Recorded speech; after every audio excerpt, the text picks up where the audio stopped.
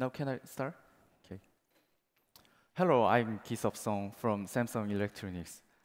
I am developing the Tizen Web Device API, and now I'm here to introduce it to you. Before we begin, I want to highlight exactly what I want you to take away from this presentation.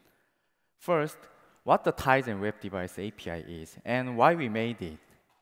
The second, what you should know to understand the Tizen Web Device API and what have been changed from the Tizen 1.0. The third, the Tizen Web Device API in detail with code example. I'd like to explain everything about the Tizen Web Device API. However, we don't have enough time, so I chose 3 of them, the most important part of the Tizen Web Device API. They are application controller, the message port API for hybrid application, and the filters for searching. I hope that this presentation would be an entry point for learning how to use the device API. Let's step into the introduction. Tizen is a web-based platform. Actually, Tizen project released the native APIs that enables the developers to make the application with C++. So now we cannot say the Tizen is a web platform, but still the most important part of the Tizen is web.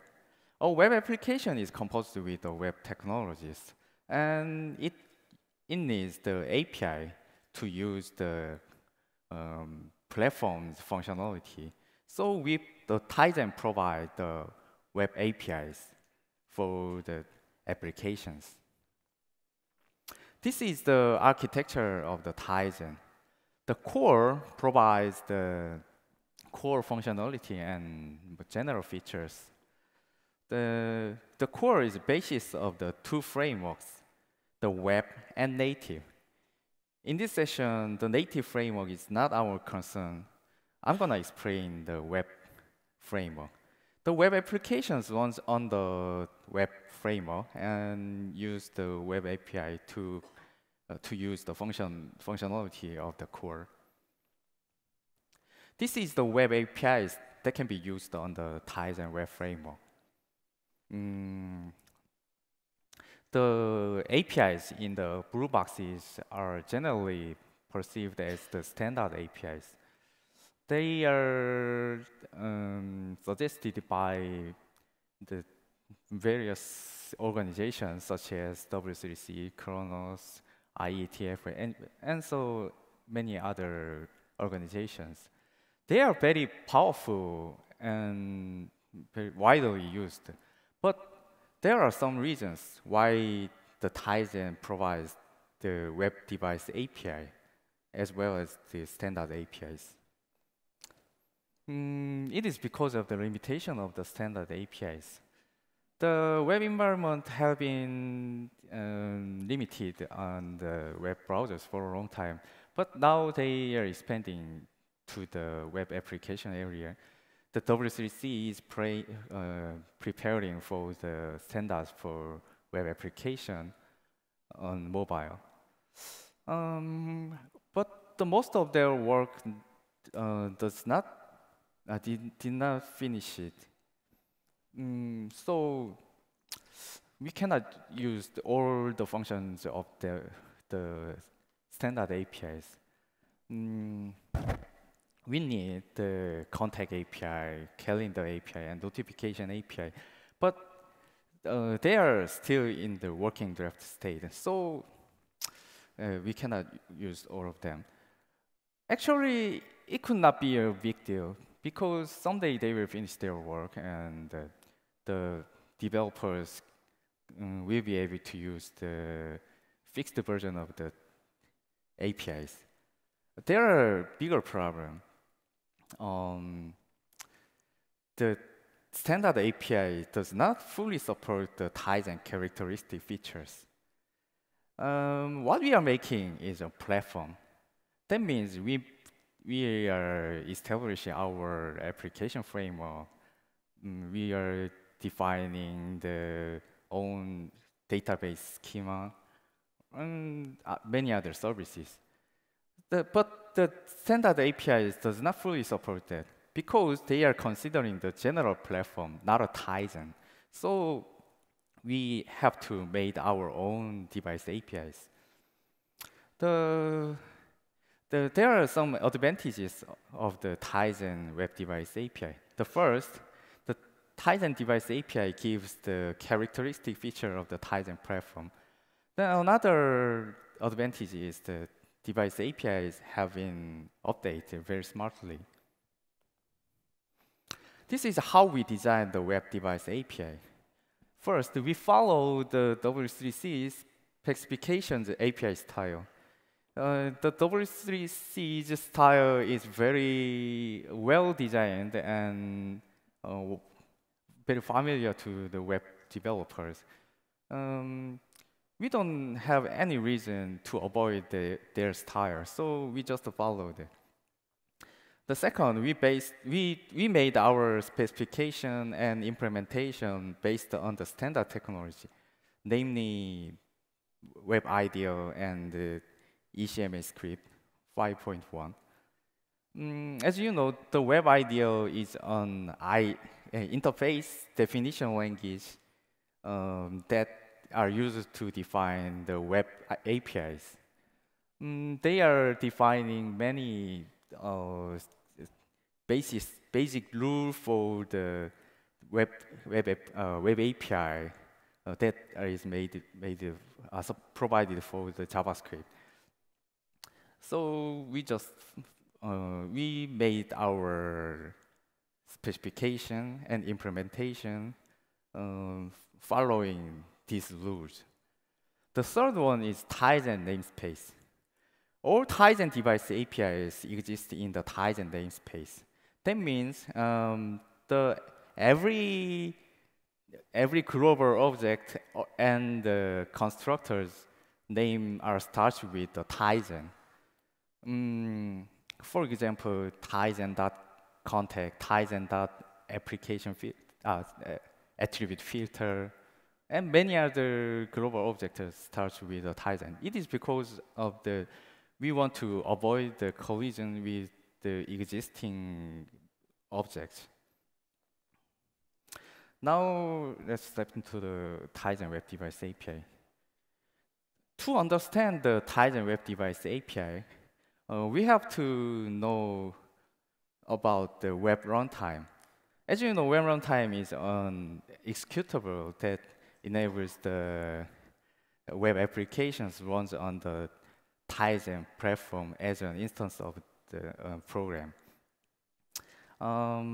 Actually, the web runtime already covered by the other session of this conference, but I need to explain about some part of the web runtime. They are the JSC API and config.xml because it is very strongly related with the Tizen device APIs. This diagram does not show every component about the web runtime. I just drew the components that is related with the device APIs. The JSC API is the API of the JavaScript core. As you know, JavaScript core is an engine for the JavaScript. It is implemented inside the WebKit. We use the JSC API to implement our device API. Another thing is config.xml. Config.xml is the document for describing the metadata for the web application.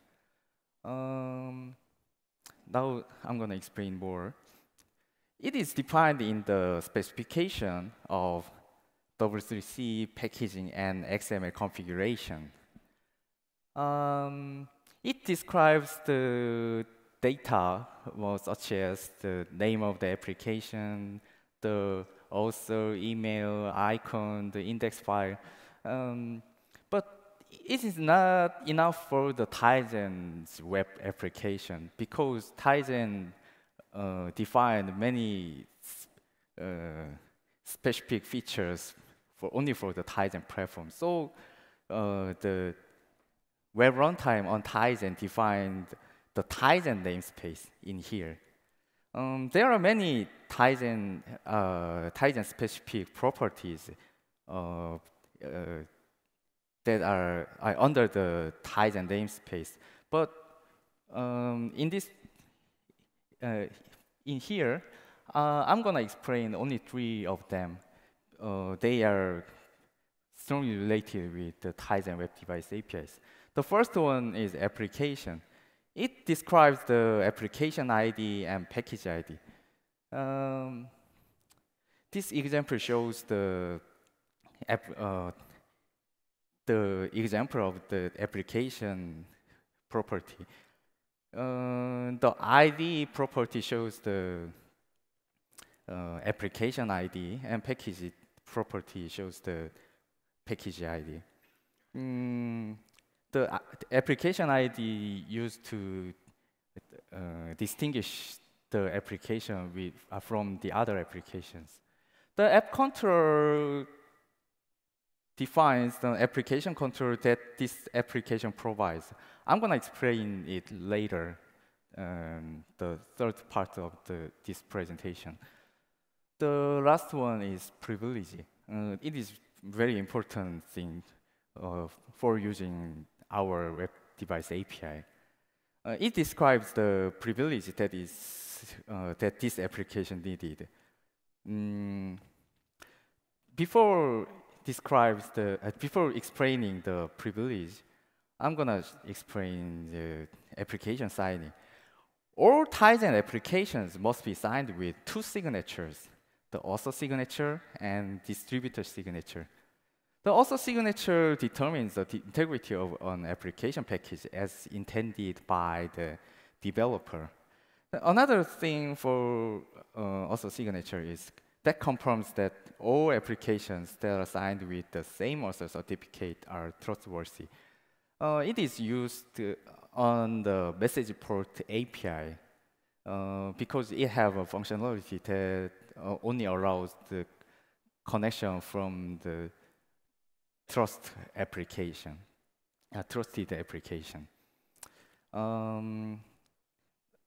The distributor signature is generated by an application publisher.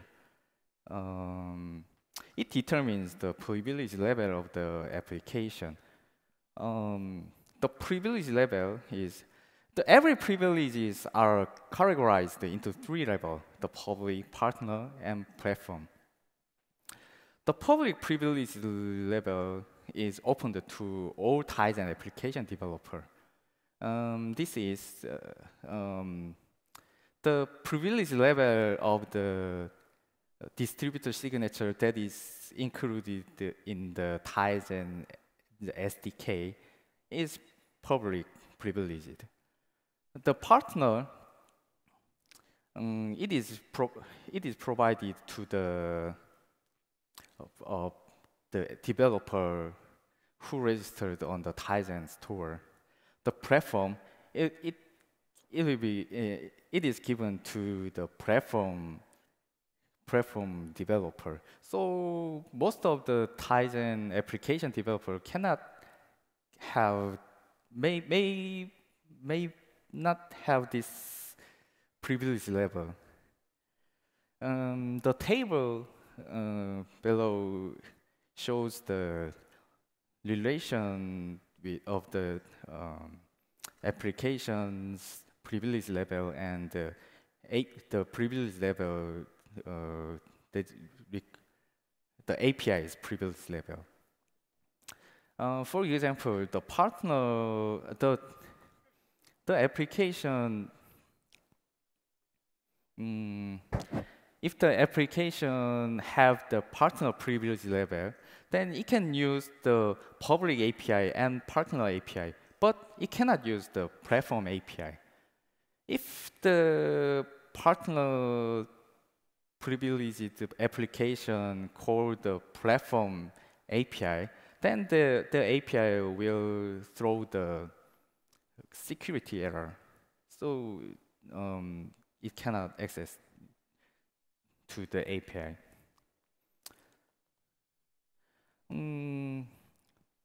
This is privileges. This is what I want to explain. Explain it. Some APIs requires privileges for using them from an application. There are two requirements: the privilege level and privilege. The privilege level, I already explained the privilege level on the previous slide. The privilege have to describe to the config.xml before using the API. Look at this feature, this figure. This picture is on capture of the application API's document. It describes it is explaining the launch function.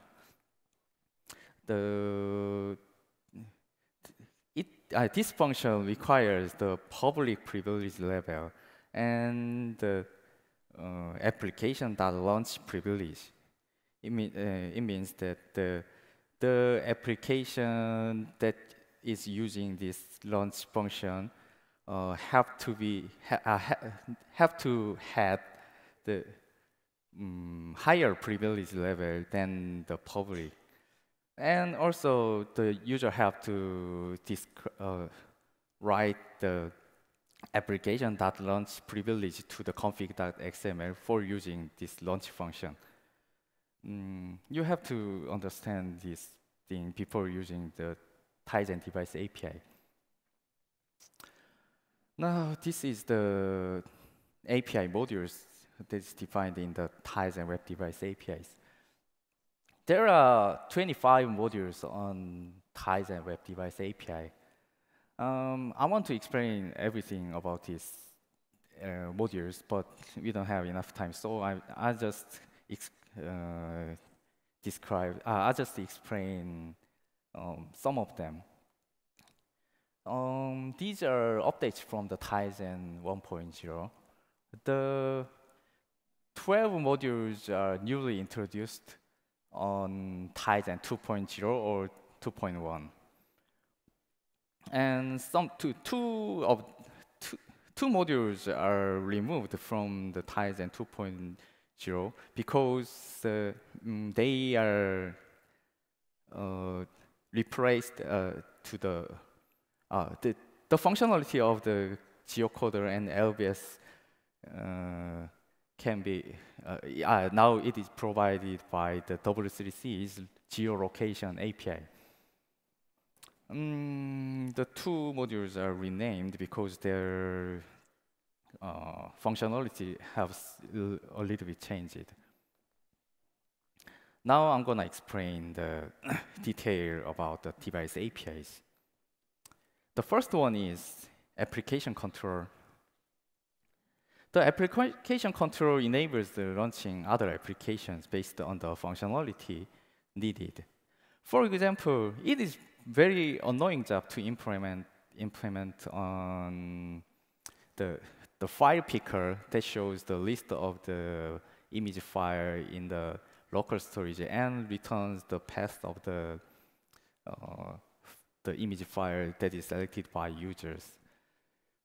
So, but the developer of the contact application did not do that. Instead, they just use the gallery application for selecting an image file through the application control. This is the workflow of the application control. If an application requests the application control, then it passes the application control instance to the app control manager. The application control instance consists of the operation, URI, and MIME. The operation means action for requesting, and the URI and MIME are additional information for the operation. The app control, then the app control finds the appropriate application from the app control registry. The result, if it finds some application, then it just launches and passes the application control instance to the launched application. But if there is no appropriate application, then it returns just return failure to the Tizen application, the blue one. The base application, that means the launched application just to do the requested operation. If it has some result for replying, then it just reply the result to the application control manager, and then the app control manager just relays the result to the Tizen application. Oh. This is the code example for requesting application. The requesting to request the application control, we use the launch app control function. There are many callback functions. The first one and second one are the result. It will be invoked when the launch operations are done. If the launch operation fails, the second callback function will be invoked. The onSuccess and onFailure will be invoked when the launched application replied some value. If the launched application returns some result, then onSuccess function will be invoked. And if the launched application returns the failure, then onFailure function will be invoked.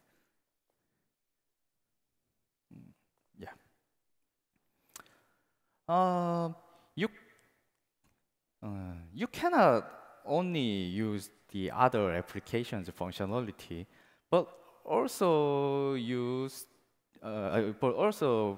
make your application to provide some app control for launched by other applications. For providing app control, at first, you have to describe your app control to the config.xml. As I told you before, the app control will be introduced from here. The below is the example of the app control. It gets the operation, view operation, and the image MIME type. And if the app control requested, then this application shows the control.html file on screen. You can edit this file in the IDE. It is more convenient to use the IDE. This is the example for handling the past app control. You can get the past app control by using the get requested app control function. Then for replying the result, just call the reply result function. It is very simple. The next one is the message port for hybrid application. Message port is an IPC that can communicate the between the applications. The important thing of this API is that the native API also provides provide a message port API that is totally compatible with the web message port. So the Tizen applications can communicate each other, even if they are not the same application. Using the message port is very simple. For receiving messages, just create a local message port object and attach a callback function. To send the message to other application, just create a remote message port and call the send message function. It is very simple. This is the simple example code. There are another special feature in the message port is the trusted message port. The trusted message port allows the access from the application signed with the same certificate with the current application. You can see in this picture, the Tizen application 2 allows the Tizen application 1's connection because it's signed with the same certificate, but it refused the connection from the other application that is not signed with the same certificate. By using the trusted message port, all application can control the connection from the untrusted application. Now we arrived to the hybrid application. From the Tizen 2.1, we can use the hybrid application package. The hybrid application package is a combination of a web application and native application in a package. The native application, the native API is used to make the service application very easily.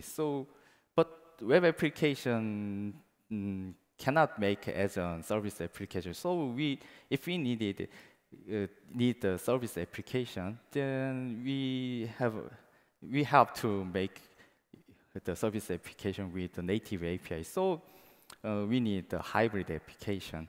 The hybrid application communicate with the trusted message port and application control. If the service application provides the data control server, then the web application can use the data control API.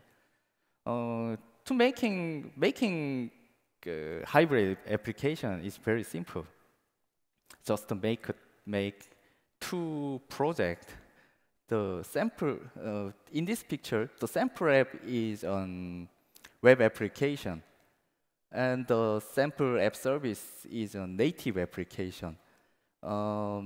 Then you have to do is connect this project in one package. To connect the project, just use the project reference function on the IDE. Then when you compile when you build the sample application, then the sample app service application will be included in the sample apps package. The next example is filter. Filters are the Tizen's common interface to make the complex queries. The filter types are application filter, application range filter, and composite filter. Filters are used with the various Tizen device API modules. This table shows the functions that accept the filter as a parameter. The context, for example, the address book find the function, accept the filters, and it returns the contact objects that are found from the database. Before explaining the attribute filter, the filters, you have to understand the attribute names. The attribute names are generally the name of the attribute to search, but if the object have 2 or more depths, then it will be separated by the periods. For example, phone numbers, that number. Actually, you may use you can see the list of the available attribute names from the Tizen's guide document. It is in this figure is the example of the attribute names list. Context filter attributes context find function can accept the attribute names, ID, person ID, and many other attribute names. The attribute filter and attribute range filter just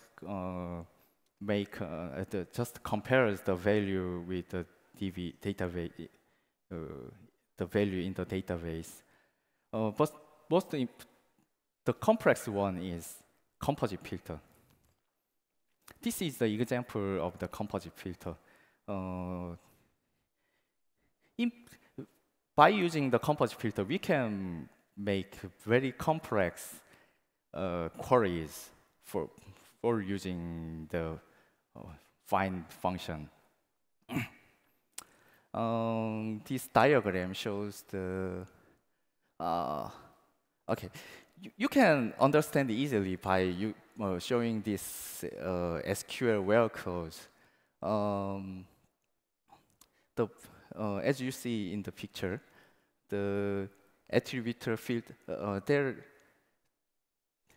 two attribute filters composed with one composite filter, and it composed with another attribute filter and composed one composite filter.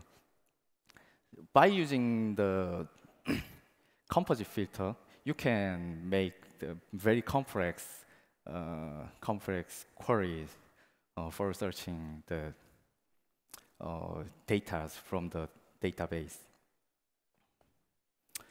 Now I'm gonna finish my presentation. If you have a question, please ask me. Yeah. You said message board can send 4 kilobytes text only? Yeah, now we have only we can accept only 4 kilobytes. How can I send big binary data? We have another.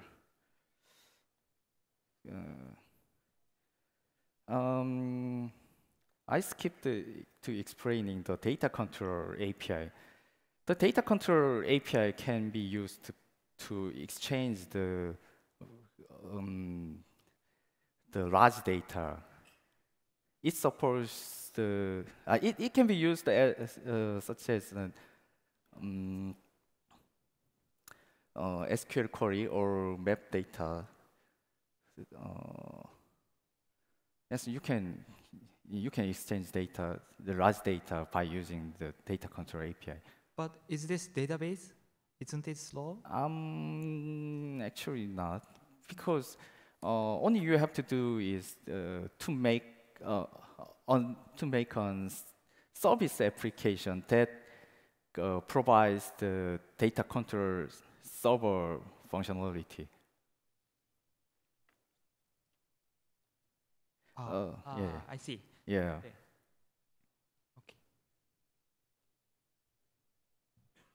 Uh, okay, you were talking about, hello, over here? Mhm. Oh, I'm sorry. Sure. It's okay. Yeah. You said hybrid applications. You have one which is the UI layer, and then you have the other one that's a linked project, that's a native. Now, how do you actually call into the native application from the web layer? Do you have something that we could see? How do you make the function call from the web to the native? I'm gonna show you the. Yeah. Yes. You mean the function call? Yes, how would you structure the function call to call a native function from the web? We just provide IPs. I don't know. Provide exchange data that whose type is the string. Oh, so it'll. So okay, I'll try to look at it a little later. Thank you. Hi. Thanks for the presentation. I have like 2 questions. So the first question would be, are you planning to suggest any of those device APIs to the W3C organization to become a standard?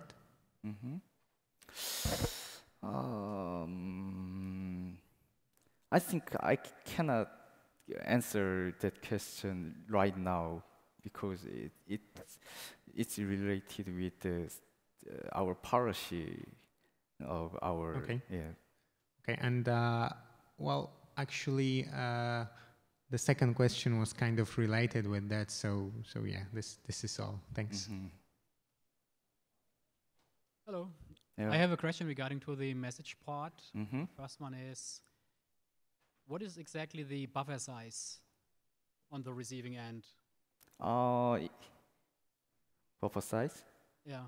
When I'm sending messages using the message part from one application to the other application, I would like to find out what is the buffer size on the receiving end.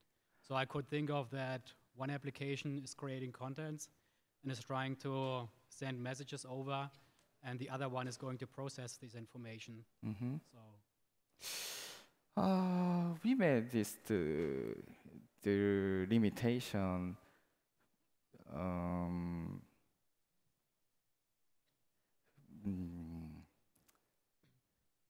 The reason we made this limitation is that we have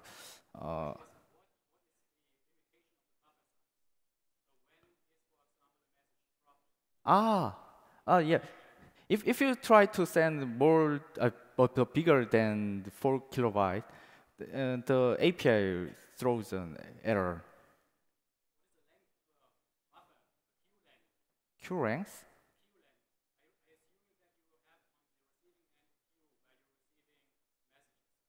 When you're running out of the length or you don't have any buffer, then I assume you're going to drop messages. Sorry, I cannot totally understand what your question. Please talk about the outside of this presentation. Yeah. Ladies and gentlemen, I'm sorry we're out of time for this session today. Okay.